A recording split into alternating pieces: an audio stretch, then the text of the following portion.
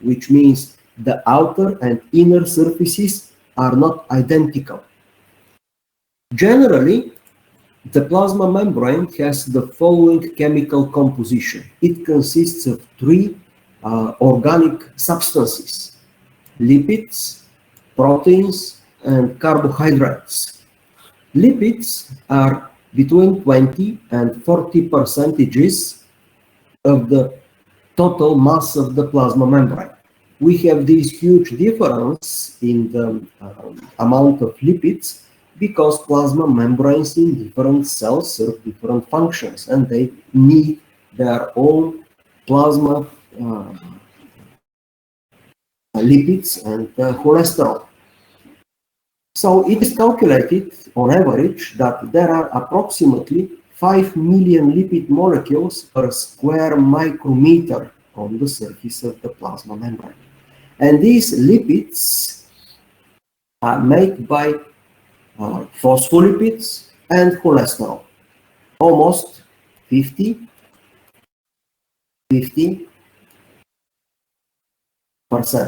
equal concentration of phospholipids and cholesterol. Proteins constitute around 50% of the mass of the plasma membrane. But because proteins are much larger molecules than lipids, by speaking of exact number of molecules, the number of protein molecules is smaller than the number of lipid molecules in the plasma membrane. And there are hydrophobic proteins, which are structural proteins, and hydrophilic proteins, which are receptors and enzymes. And the last component, around 10% of the mass of the plasma membrane, are carbohydrates. You must understand from this moment that carbohydrates, as pure carbohydrates, are not present in the plasma membrane. We see carbohydrates only linked either to lipids in the form of glycolipids or linked to proteins in the form of glycoproteins. And these oligosaccharides are only present on the outer surface of the plasma membrane. Do you see? On the inner aspect, there are no carbohydrates. And these glycoproteins and glycolipids with their carbohydrate component form the so-called glycocalyx on the surface of the cell. That's why I have included this term here, glycocalyx. So that's the general structure of the plasma membrane. And now we'll briefly discuss these major components one by one, starting with phospholipids. Phospholipids are derivatives of one alcohol, which is glycerol. Yeah, probably you know the molecule of the glycerol, the chemical formula. It is like this. It has 3 hydroxyl groups present.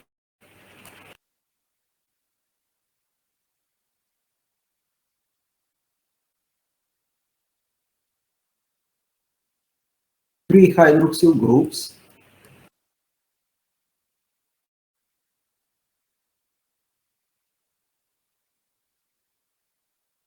These hydroxyl groups are very reactive and they can react with the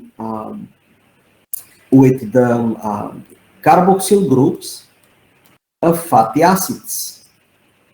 So when you take this and this, you produce water, and the fatty acids join glycerol. This is called an ester bond. Here you see the ester bond. Fatty acid with glycerol. And when 2 fatty acids join glycerol, an inorganic acid, which is phosphoric acid, also reacts with, sorry, the phosphoric acid.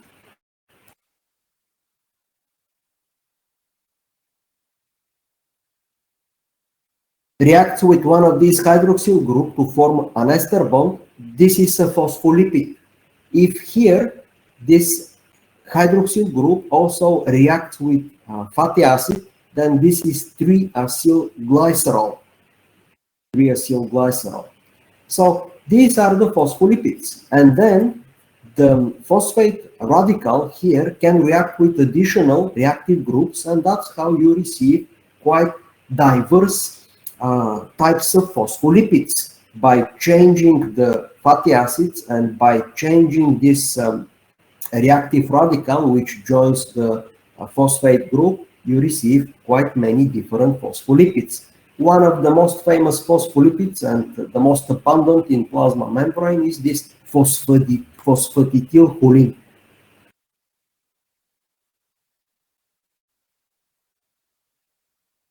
So from Gorter and Gretel model, we know that phospholipids are arranged in the form of a bilayer. They're hydrophilic heads facing out and in, and their hydrophobic tails, the fatty acids, face toward each other, towards the inside of the membrane. So the outer and inner surfaces of the plasma membrane are formed by the polar heads of the lipid molecules. If the fatty acid contains an unsaturated bond, a kink is formed in this fatty acid. And if there are more than one unsaturated bond, several kinks are formed in the fatty acid. And when more saturated fatty acids are present in the plasma membrane is thicker. When more unsaturated fatty acids are present in the lipid bilayer, this plasma membrane is thinner. That's why the thickness of plasma membrane varies from 7 to 10 nanometers. It depends from the content of phospholipids. And these are some of the famous phospholipids, and please remember not the chemical formulas, but the names of these phospholipids, because we will use them in our discussion further for organelles and tissues. Here is phosphatidylcholine, the one which we already saw. This is called phosphatidylserine, and this is phosphatidylethanolamine. Phosphatidylserine is the only one which has a real negative charge on its polar head. And here we have phospholipids, special one, which are derivatives not of glycerol, this is glycerol backbone, but these phospholipids originate from another special alcohol, which is an amino alcohol. This alcohol is called sphingosine. Sphingosine contains a long fatty chain and then two hydroxyl groups and one amino group. And these two hydroxyl groups can react in similar fashion with fatty acids and phosphoric acid to form sphingophospholipid. The most famous sphingophospholipid is sphingomyelin. It is called sphingomyelin because that's the major phospholipid in the myelin sheet of axons of the neurons in the nervous tissue. So please remember these phospholipids: phosphatidylethanolamine, phosphatidylserine, phosphatidylcholine, and this derivative of sphingosine, sphingomyelin. Together with phospholipids, in the plasma membrane, we have also cholesterol. Cholesterol is quite abundant in the plasma membranes of eukaryotic cells. As I said, up to 1 molecule of cholesterol for every phospholipid molecule. So 50% of the lipid content is phospholipids and 50% is cholesterol.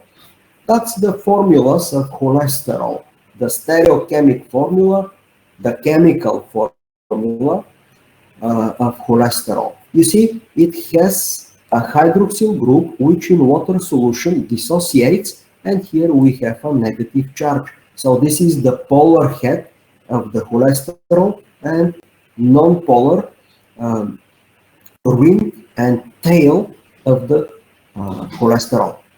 Cholesterol is a sterol, and that's how it locates in the lipid bilayer. You see the polar head is close to the polar heads of the phospholipids, and unpolar ring and tail are between the fatty acids of the plasma membrane. Here also cholesterol molecule is shown in the lipid bilayer. Okay, so these are the lipids. Do you have any questions about lipids present in the plasma membrane before we continue further with our lecture?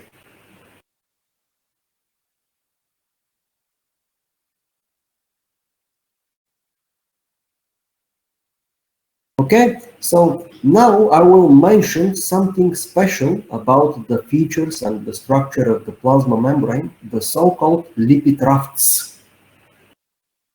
Lipid rafts represent microdomains, as you can see them here on this three-dimensional reconstruction of the plasma membrane, like small islands in the sea of the lipids of the plasma membrane.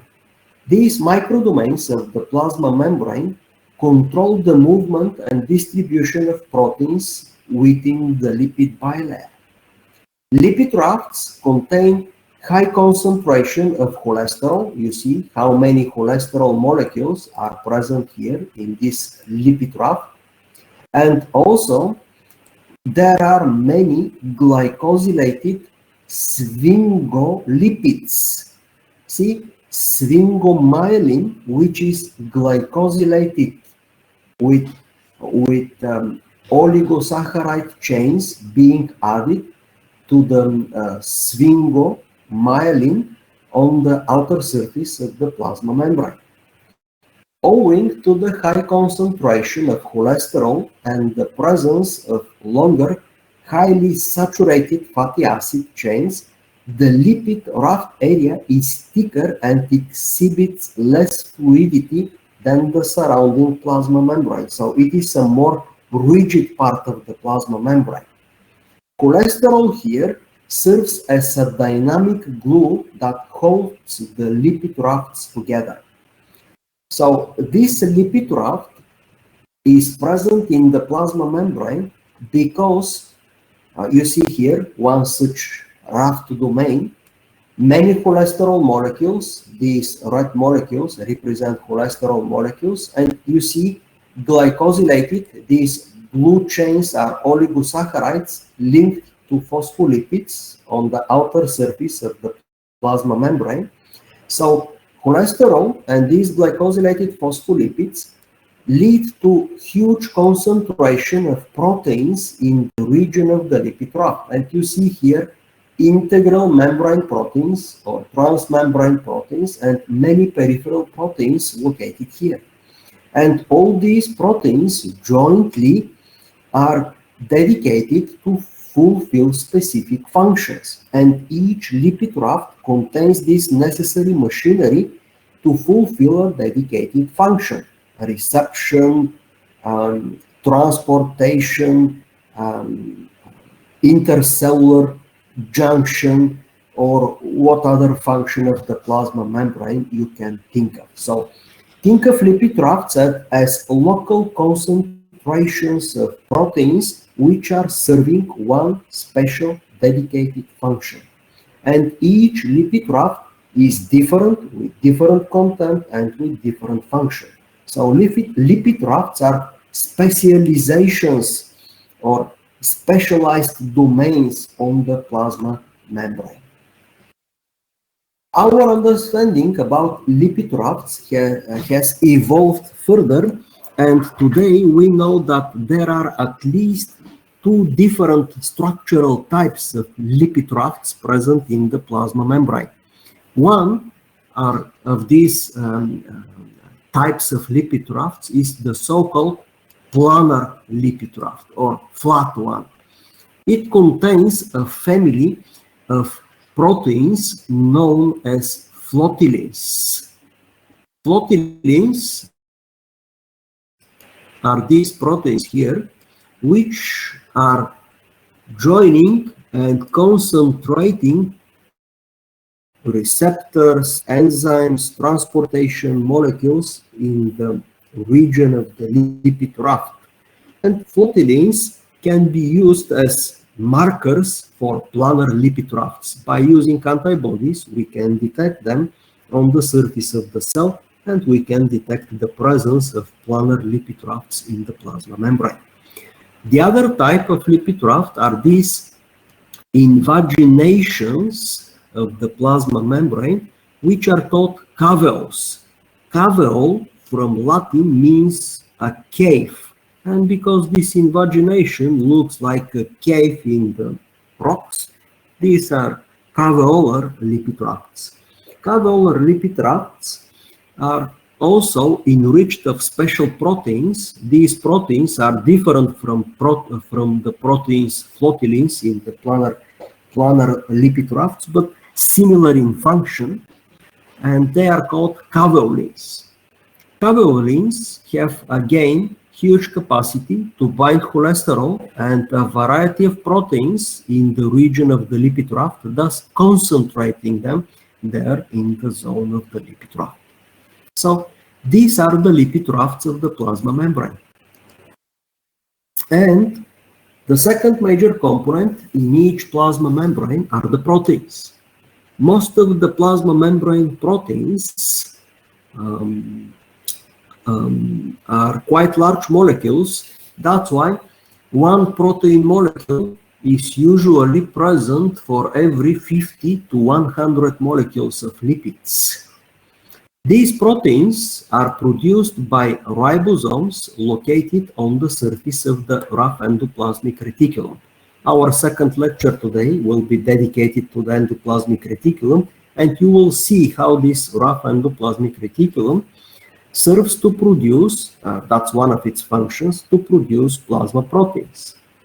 From rough endoplasmic reticulum, these proteins, which will be delivered to the plasma membrane, are transported via vesicles to another organelle that we'll discuss next week in our lecture, the so-called Golgi apparatus, where these proteins undergo modifications, and then via another transport vesicles, they will be sent to the plasma membrane. And when these vesicles join the plasma membrane, these proteins will be delivered there and will become integral part of the plasma membrane. There are different types of proteins in the plasma membrane. Some of them penetrate the lipid bilayer, and these are called integral membrane proteins. Some of these proteins pass only once through the lipid bilayer. Others are passing several times through the lipid bilayer. And we have single or multiple pass transmembrane proteins. Because these proteins are incorporated into the lipid bilayer, to separate them from the lipid bilayer, we must disrupt the lipid bilayer by using quite strong detergents, literally degrading the plasma membrane.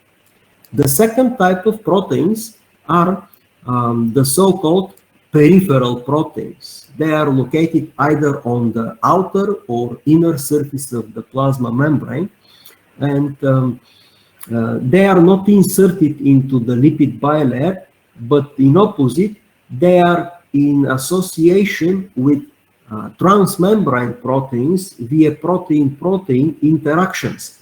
And because these connections are not so strong, it is quite easy to separate these peripheral proteins from the plasma membrane. We do this to study the protein content of the plasma membrane. This classification of proteins was according to their orientation of the lipid bilayer, but we can classify proteins in the plasma membrane based on their function in the plasma membrane. And based on their function in the plasma membrane, we have proteins which serve transportation functions, and these are transport proteins. These proteins can form channels, they can form pumps, or they can be transporter proteins. Some of these proteins are also serving as receptors, detecting these signals from outside, which are signaling the cell and usually trigger a specific response in the cell. Some of these proteins are important for attaching the cell to the extracellular matrix. These are anchorage proteins. Other proteins serve for cell recognition. This is another form of receptor function. Other proteins serve to establish cell-cell junctions, and other proteins have enzymatic activity.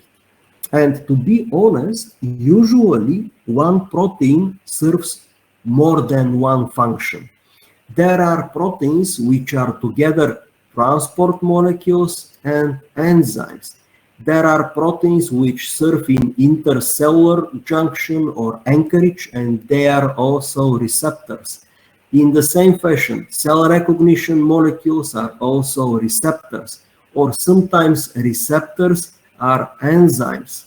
So usually a protein serves more than one function in the plasma membrane.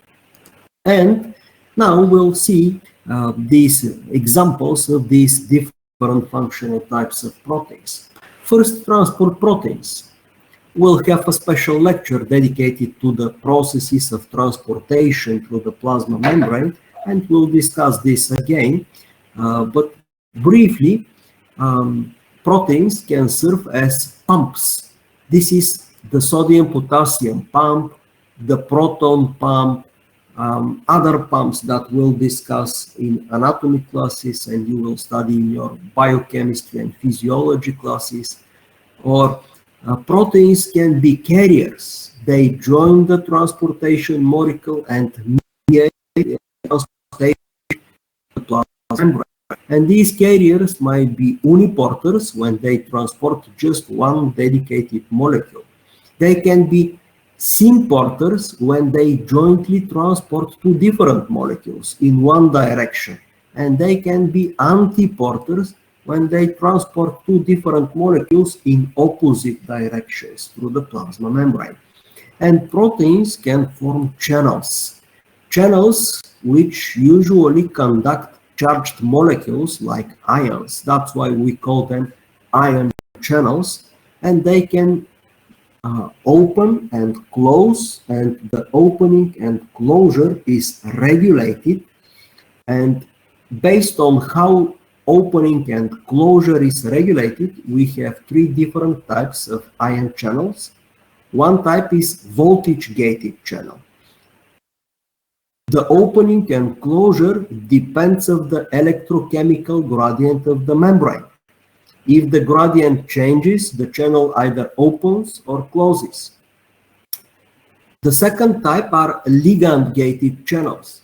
They can be opened or closed via connection with a special signaling molecule which comes from outside the cell.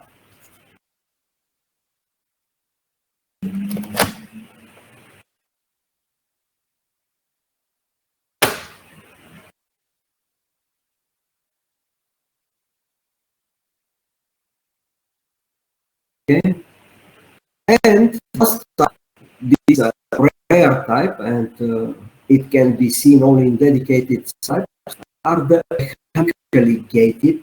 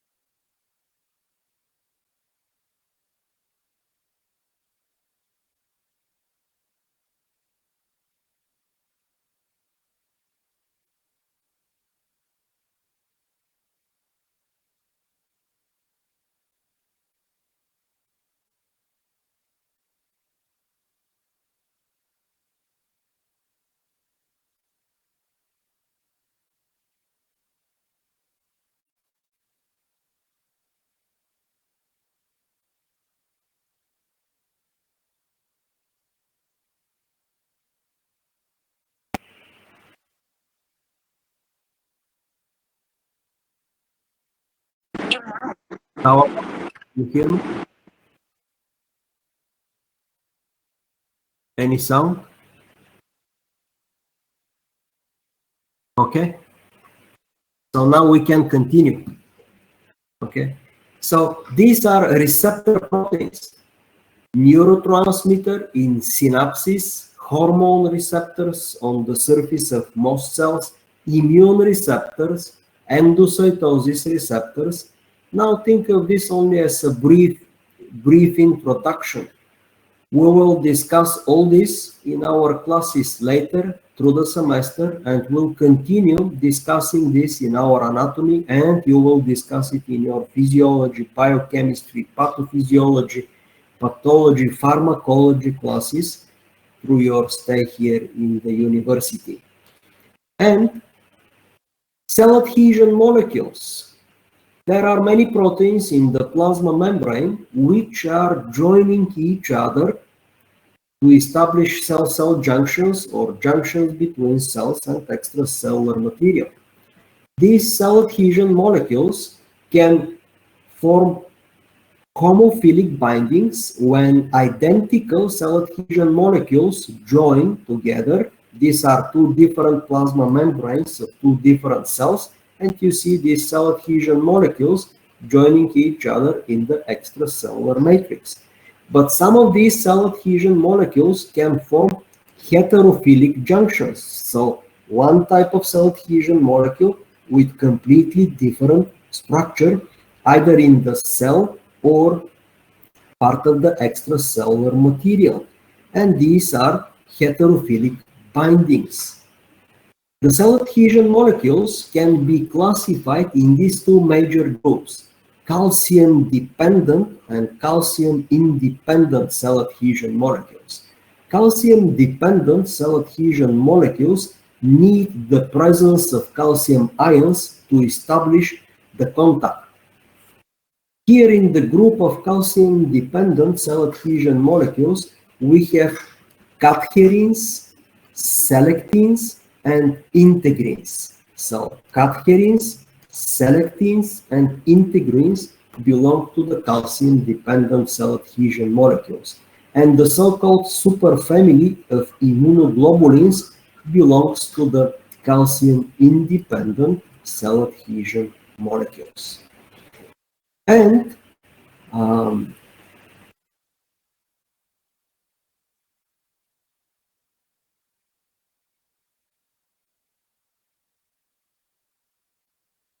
to finish with the proteins of the plasma membrane,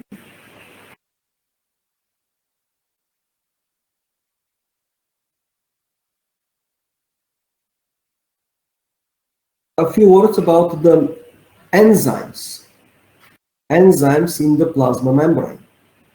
Many of these proteins that we already mentioned, receptors, cell adhesion molecules, transporter proteins, they also might serve as an enzymes in the plasma membrane, having enzymatic function. But there are also proteins which are dedicated enzymes in the plasma membrane. And today we know more than 30 different enzymes in the plasma membrane. Alkaline phosphatase, 5' nucleotidase, different adenosine triphosphatases, the most famous one being the sodium-potassium adenosine triphosphatases.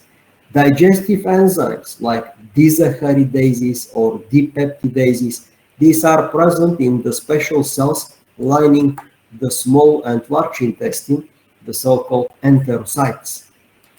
You will observe a section in your practical class to identify the enzyme alkaline phosphatase in the membrane of the cells of the convoluted channels of the nephron in the kidney.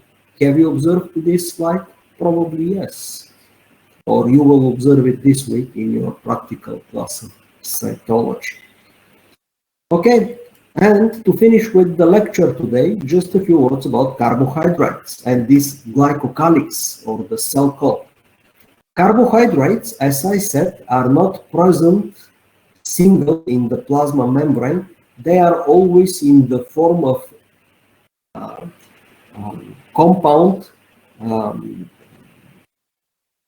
macromolecules. So short oligosaccharides join either lipids, phospholipids, or proteins in the plasma membrane, and they form glycoproteins and glycolipids.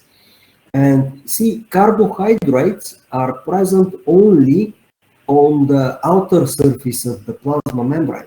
This is electron of cell, and this black deposition on the surface of the cell, this is the nucleus of the cell, the cytosol, and this is the glycocalyx.